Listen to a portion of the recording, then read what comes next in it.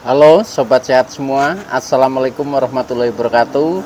Salam jumpa kembali dengan saya Sugito di channel Berbagi Sehat, channel edukasi dan motivasi seputar asam lambung, GERD, inisiatif psikosomatis. Berdasarkan pengalaman saya sebagai orang yang pernah mengalami gangguan asam lambung, GERD, inisiatif psikosomatis. Harapan saya khususnya kepada teman-teman yang masih dalam penderitaan asam lambung, GERD, inisiatif psikosomatis, setelah menonton video ini akan dapat tersugesti dan termotivasi untuk dapat cepat sembuh. Saya bisa sembuh, insya Allah teman-teman pasti juga bisa sembuh. Badai pasti berlalu. Baiklah teman-teman, pada kesempatan kali ini saya akan berbagi seputar asam lambung, GERD, inisiatif psikosomatis ya, dengan topik asam lambung, gejala, sebab dan pembahasannya. Baiklah teman-teman ya, sebelum saya lanjutkan, tolong yang belum subscribe channel ini klik subscribe dan loncengnya supaya teman-teman tidak ketinggalan konten video-video berikutnya. Dan jika suka, klik like, selalu bagikan ke sosial media teman-teman. Semoga bermanfaat buat kita semua. Baik, kita lanjutkan. Jadi topik kita kali ini adalah asam lambung, sebab, gejala, dan pembahasannya. Teman-teman semua perlu kita sadari bahwa penderitaan asam lambung, GERD, inisiatif psikosomatis yang disebabkan oleh multifaktor ya, baik itu faktor fisik maupun faktor psikis, dengan sensasi yang sangat beragam ya, mulai dari ujung rambut sampai dengan ujung kaki yang sering kita kenal sebagai 1001 rasa sensasi, memang sungguh luar biasa, sungguh dahsyat dan perlu kita tangani dengan bijak ya, agar penderitaan asam lambung, GERD, inisiatif psikosomatis dapat cepat membaik hingga sembuh total. Nah, khusus pada season kali ini ya, saya sharingkan hal ini ya, karena ini sebagai pemahaman dasar sebenarnya ya, pemahaman dasar. Jadi ketika kita memahami kenapa sih, sebab apa sih kita terkena gangguan ini ya, yaitu gangguan asam lambung, GERD, inisiatif psikosomatis, kemudian gejalanya seperti apa sih seperti itu. Nah, ketika kita juga mengenali sebabnya, mengenali gejala-gejalanya, nah akhirnya kita bisa mencari solusinya, yaitu di dalam kita berikhtiar secara holistik ya, bagaimana supaya cepat bisa terlepas dari gangguan asam lambung, GERD, inisiatif psikosomatis. Nah, oleh karena itu ini penting ya untuk kita simak ya. Tolong video ini disimak sampai dengan selesai supaya tidak gagal paham. Dan alangkah baiknya jika teman-teman juga menonton video-video saya yang lain ya, karena di setiap video itu saling berhubungan, saling melengkapi ya, sehingga pemahaman kita tentang seputaran gangguan asam lambung, GERD, inisiatif psikosomatis jauh menjadi lebih komplit ya. Nah, dengan komplitnya referensi yang kita pahami, maka akan mempermudah kita untuk berikhtiar secara holistik keluar dari jeratan gangguan asam lambung, GERD, inisiatif psikosomatis ya, sehingga menjadi cepat membaik. Nah, itu teman-teman semua. Nah, baiklah ya, jadi langsung saja kepada pokok permasalahan ya. Ini sebenarnya berawal dari perenungan ya, perenungan ketika kita mengalami gangguan ini ya, yaitu mengalami gangguan asam lambung, GERD, inisiatif psikosomatis, apalagi setelah kita mencoba berikhtiar, contohnya berobat ke sana kemari ya. Nah, tetapi hasilnya belum signifikan ya, artinya belum ada perubahan yang memang betul-betul cukup berarti ya. Kadang kita sudah lelah ya, ibaratnya sudah shopping dokter ke sana kemari ya, tetapi hasilnya belum istilahnya membawa perbaikan yang bisa kita rasakan. Akhirnya kita di situ memang harus merenungi diri ya, merenungi diri, kita bertanya kepada diri kita sendiri ya, sebabnya apa sih kok contohnya saya mengalami gangguan ini pada waktu itu seperti itu ya. Nah, kemudian kita juga belajar memahami gejala-gejalanya ya, gejala-gejalanya itu seperti ini misalkan seperti itu. Nah, setelah itu baru kita memikirkan tentang solusi-solusinya, itu seperti itu tahapan istilahnya, cara memahaminya teman-teman. Nah, tetapi pada kesempatan kali ini saya ingin menyampaikan secara simpel saja, secara garis besar saja, mudah-mudahan ya ini mudah untuk dipahami, mudah dibayangkan, dan akhirnya kita bisa untuk mempraktekannya, karena hasil yang akan kita tunggu yaitu tentang kesembuhan itu setelah kita istilahnya praktek, teman-teman ya. Jadi praktek itu istilahnya melalui perubahan perilaku kita lah, dan melalui terapi-terapi ya itu melalui pembiasaan. Nah, itu yang memang perlu kita terapkan dalam pola hidup kita sehari-hari, teman-teman. Nah, baik ya, kita awali ya ini poinnya ya. Jadi ketika kita mengalami gangguan asam lambung gejala inisiatif psikosomatis, pasti bermula diawali dari sebab. Nah, sebab itu yaitu ada dua hal ya, yaitu yang pertama sebab secara fisik, kemudian yang kedua sebab secara psikis atau secara mental dan pikiran, yaitu seperti itu.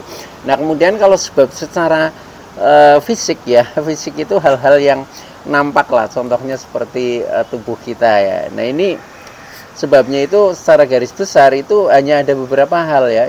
Yang pertama, bisa kita mengalami gangguan ini ya, gangguan asam lambung gejala inisiatif psikosomatis karena dari pola makan yang tidak teratur ya. Contohnya makan waktunya tidak teratur, pilihan menu juga kadang tidak seimbang. Nah, akhirnya dampaknya menjadi kita mengalami terkena asam lambung, atau awal-awalnya kadang terkena MAH ya, itu seperti itu ya. Tapi intinya menjadi terkena asam lambung itu seperti itu. Bisa dari sebab dari pola makan. Nah, bisa juga karena sesuatu hal ya, mungkin ada semacam luka atau mungkin iritasi ya. Itu pun bisa kadang disebabkan dari faktor makanan yang istilahnya tidak kita jaga ya. Nah, itu juga bisa menyebabkan seperti itu. Nah, itu masih termasuk sebab secara fisik ya. Nah, sehingga kadang perut sering terasa perih dan sebagainya, sakit ya, yaitu karena memang kadang ada radang di dalam lambung ya, atau terkena iritasi. Contohnya ketika kita mungkin makan sering pedas-pedas ya, makan terlalu asam, kemungkinan seperti minuman juga bisa ya, yang berkafein tinggi terus-terusan dalam keadaan perut kosong. Nah, itu juga kadang mengikis lambung ya, akhirnya kita menjadi teriritasi. Nah, itu juga termasuk sebab secara fisik ya, walaupun kalau dihubungkan itu termasuk dari sebab pola makan kita yang tidak kita jaga, itu seperti itu. Nah, sebab secara fisik berikutnya adalah kadang dari pola hidup kita, teman-teman ya. Dari pola hidup kita, contohnya kita beraktivitas itu berlebihan sehingga tubuh sering kecapean ya.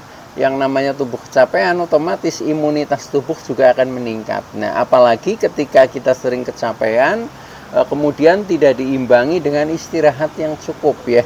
Nah, akhirnya yaitu kadang akhirnya ujung-ujungnya kita menjadi terkena gangguan lambung lah, istilahnya seperti itu, atau mungkin asam lambung, itu seperti itu. Nah, itu karena dari pola hidup kita sendiri ya, itu seperti itu, makanya harus disadari. Nah, itu kira-kira hal-hal yang menyebabkan secara fisiknya itu seperti itu sebabnya. Nah, kalau secara psikisnya, nah ini lebih kompleks lagi, teman-teman ya.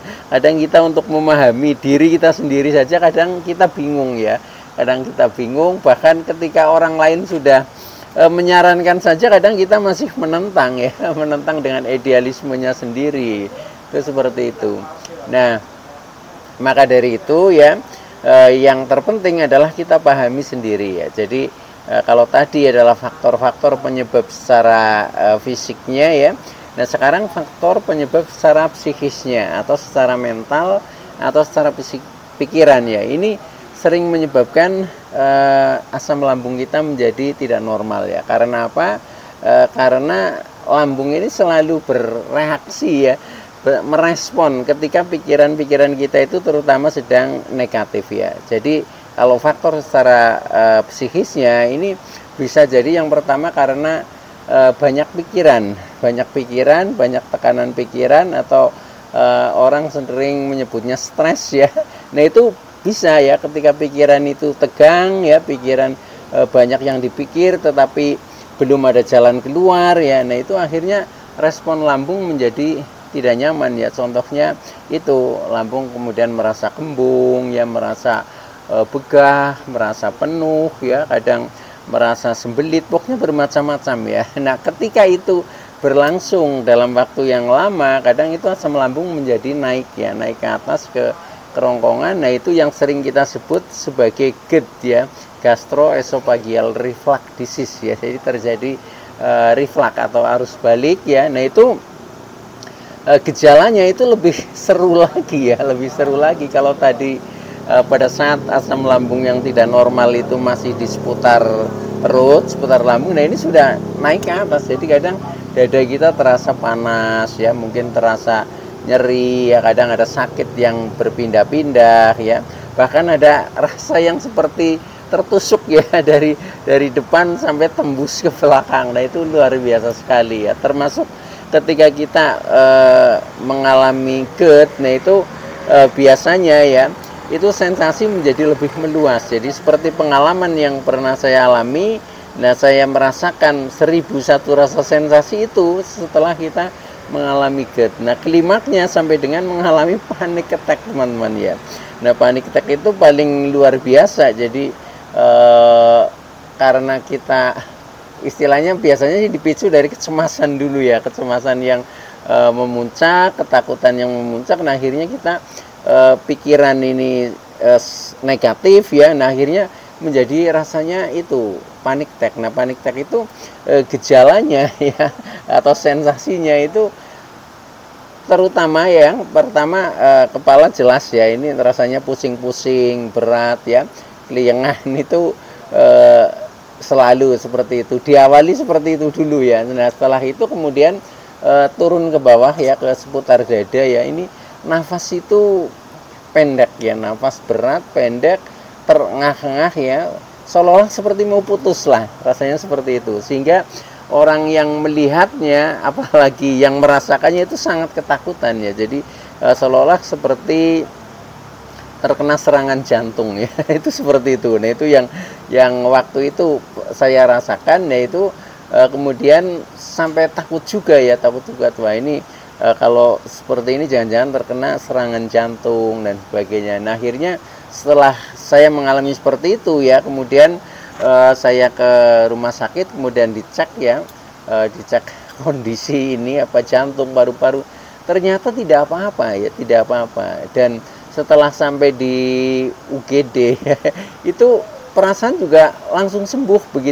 Begitu dicek jantung itu ternyata tidak ada gangguan apa-apa, baik-baik saja. Nah itu dari situ ya perasaan itu langsung berbalik, yang tadinya cemas sekali ya, kemudian menjadi langsung plong, sehingga menjadi seolah-olah menjadi sembuh seperti itu. Walaupun pada saat di hari-hari berikutnya kita merasakan cemas lagi, merasakan khawatir lagi, merasakan was-was lagi ya, merasakan ketakutan lagi, itu bisa kambuh lagi teman-teman ya. Nah itu uniknya seperti itu ketika kita memang sudah mengalami ini apa ya, anxiety ya, anxiety disorder, kecemasan berlebih, dan psikosomatik ya. Jadi psikosomatik itu memang karakternya seperti itu. Jadi apa yang dipikirkan ya, apa yang dipikirkan oleh pikiran kita ya, terutama hal-hal yang negatif, apalagi yang berhubungan dengan masalah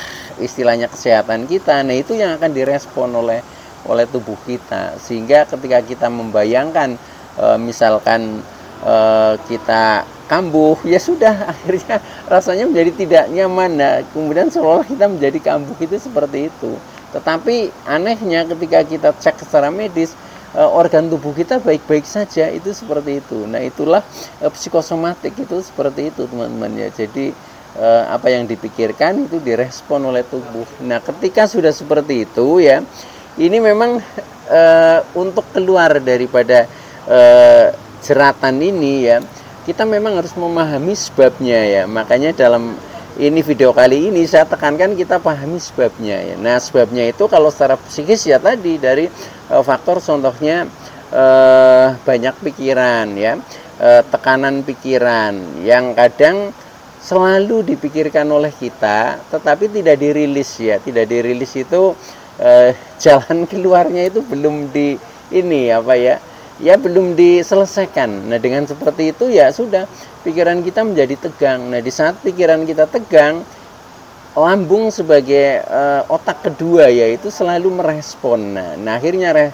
karena respon lambung itulah ya itu seringnya dengan kondisi asam lambungnya yang menjadi tidak normal. Contohnya menjadi sering berlebihan asam lambungnya ya, menjadi naik. Nah seperti itu berputar terus. Jadi sifatnya seperti lingkaran setan ya, lingkaran setan. Jadi ketika kita sudah kadang lambung sudah membaik ya, tetapi ketika secara psikis ya ini kadang kita masih banyak pikiran, nah akhirnya itu direspon lagi. Nah akhirnya berputar menjadi kita seperti kambuh lagi. Nah itu seperti itu teman-teman ya. Makanya kita harus mulai dari mindset pikiran kita ketika kita ingin keluar dari jeratan asam lambung ketensiatif psikosomatis itu seperti itu. Nah faktor psikis yang lain ya selain dari tekanan pikiran ya, itu kadang juga tekanan perasaan teman-teman ya. Tekanan perasaan ketika kita merasa bersedih ya, merasa menderita, merasa istilahnya dibully ya, atau merasa tidak dihargai, kemudian kita juga kadang merasa jengkel ya, merasa marah-marah, itu sama, semuanya itu akan direspon oleh lambung. Nah maka dari itu hal-hal yang menyebabkan istilahnya perasaan itu menjadi tidak damai ya, nah itu yang harus disingkirkan teman-teman, harus disingkirkan dan kita berusaha mencari jalan keluar ya. Jadi misalkan ya yang membuat perasaan kita tidak nyaman karena ada hubungan ya, ada hubungan sosial yang tidak baik. Nah biasanya kita itu tahu ya di dalam diri kita yang sedang kita rasakan. Nah maka dari itu ya kita sendiri yang merubah. Oh berarti saya harus istilahnya memperbaiki hubungan sosial. Ketika faktornya itu ya hubungan sosial dengan siapa saja, nah itu silahkan perbaiki. Kadang ada rasa jengkel, rasa dendam yang membekas yang digenggam terus ya, nah itu menjadi pendaman emosi. Nah itu yang kadang juga sama menyebabkan. Nah itu ya kita harus merubah diri ya. Jadilah contohnya kita pemaaf ya, kita sabar ya. Pokoknya kita berusaha mengalah tetapi endingnya untuk menang lah. Jadi mengalah untuk menang, yaitu menang dalam arti yang penting kita menjadi sehat. Itu seperti itu teman-teman. Nah itu yang harus kita pahami. Kalau kita bisa memahami seperti itu, sebenarnya untuk keluar dari gangguan asam lambung ketensiatif psikosomatis di mana banyak disebabkan oleh faktor psikis itu mudah teman-teman, dan teman-teman itu pasti bisa ya.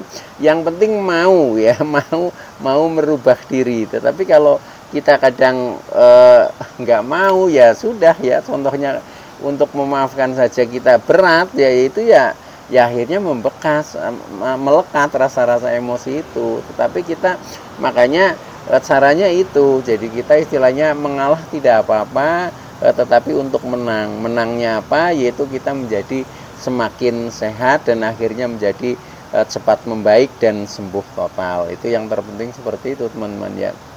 Nah itu beberapa hal ya yang berhubungan dengan sebab dan gejalanya, itu seperti itu. Masih banyak gejala-gejala yang lain ketika kita mengalami cemas berlebih ya, cemas berlebih, ketakutan berlebih. Selain istilahnya asam lambung itu kadang naik, itu ada perasaan-perasaan yang kadang kita merasa serba ketakutan ya, tidak percaya diri. Nah, itu juga biasa menghantui seperti itu ya. Jadi hal-hal seperti itu yang harusnya kita bisa memahami diri kita sendiri. Jadi intinya kita memang harus mampu mengintrospeksi diri ya, sadar diri ya. Jadi sadar diri itu adalah bisa menemukan kekurangan diri kita dan berani merubahnya atau berani mengatasinya. Itu seperti itu yang saya rasakan seperti itu. Ternyata dengan istilahnya seperti tip-tip ya yang saya sampaikan di dalam video-video yang lain ya yang lalu juga. Nah itu ternyata akhirnya menjadi saya itu membaik ya, membaik dan akhirnya sembuh. Maka buat teman-teman yang masih mengalami istilahnya sensasi-sensasi kadang tidak nyaman, pahami saja itu ya. Kemudian kita konsisten menjaga katakanlah 5P-nya ya, yaitu pola makannya, pola hidupnya, pola pikirnya, pola perilakunya, kemudian pola spiritualnya. Usahakan kita jaga, kita perbaiki, dan kita tingkatkan. Insya Allah itu menjadi cepat membaik, teman-teman. Oke ya, itu dulu yang bisa saya sampaikan. Kurang lebihnya mohon maaf ya. Terima kasih atas like, subscribe, serta komennya. Saya Sugito dari channel Berbagi Sehat. Saya bisa sembuh, insya Allah teman-teman pasti juga bisa sembuh. Badai pasti berlalu. Oke, terima kasih. Sekian. Wassalamualaikum warahmatullahi wabarakatuh.